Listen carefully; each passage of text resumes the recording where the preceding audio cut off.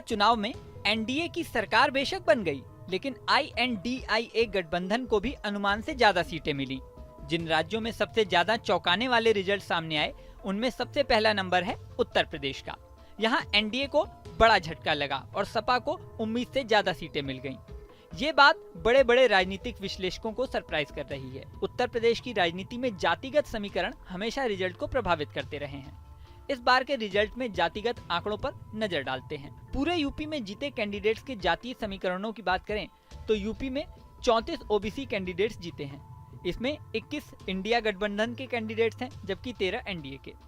वहीं 23 सवर्ण कैंडिडेट जीते हैं। इसमें 8 INDIA गठबंधन के हैं और 15 एनडीए के। दलित कैंडिडेट्स की बात करें तो टोटल 18 कैंडिडेट्स दलित हैं, जिसमें 9 इंडिया गठबंधन के हैं, 8 एनडीए के। एक दलित कैंडिडेट आजाद समाज पार्टी से है, जो किसी भी गठबंधन में शामिल नहीं है।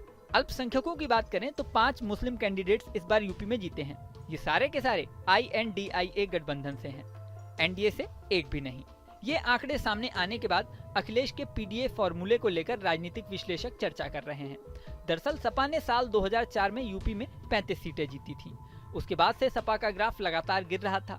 अब सपा ने 37 सीटें जीतकर सबको हैरान कर दिया है। सपा की जीत के पीछे अखिलेश का पीडीए फॉर्मूला बताया जा रहा है। ये फॉर्मूला उन्होंने चुनाव से कुछ महीने पहले अपनाया था। पिछले चुनावों को देखें तो सपा हमेशा MY फैक्टर पर काम करती थी। M का मतलब मुस्लिम और Y मतलब यादव। सपा का ये समीकरण था कि मुस्लिम और यादव मिलाकर वो सरकार बनाने में कामयाब रहेंगे। लेकिन अखिलेश ने इस बार रणनीति बदली। अखिलेश ने पीडीए फॉर्मूला दिया। इसमें P का मतलब था पिछड़ा, D का मतलब दलित और A का मतलब कभी अल्पसंख्यक तो कभी अगड़ा। मतलब 3 अक्षरों में वो 4 तरफ तीर चला रहे थे। यूपी का रिजल्ट बता रहा है कि उनके तीर सही जगह पर लगे। सहयोगी कांग्रेस ने भी इसी लाइन पर काम किया। यूपी में सपा ने 63 सीटों पर चुनाव लड़ा था, जबकि सहयोगी कांग्रेस ने 17 सीटों पर। सपा कांग्रेस के उम्मीदवारों की बात करें तो दोनों ने मिलाकर 33 ओबीसी, 19 दलित और 6 मुस्लिम उम्मीदवार चुनाव में उतारे थे। इसके अलावा बाकी सभी सवर्ण उम्मीदवार थे।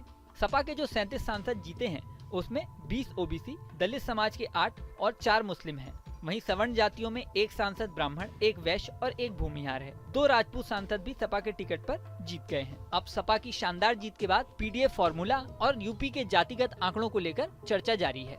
इस वीडियो में फिलहाल इतना ही, लेकिन जाने से पहले सबसे जरूरी बात, हमारे चैनल न्यूज नेशन को अगर आपने सब्सक्राइब नहीं किया है तो सब्सक्राइब कर लें। इसी के साथ स्क्रीन पर दिख रहा बेल आइकन प्रेस कर दें, जिससे हमारे नए नए वीडियोस की नोटिफिकेशन आपको मिलती रहे। मिलते हैं नेक्स्ट वीडियो में, बने रहें न्यूज नेशन के साथ।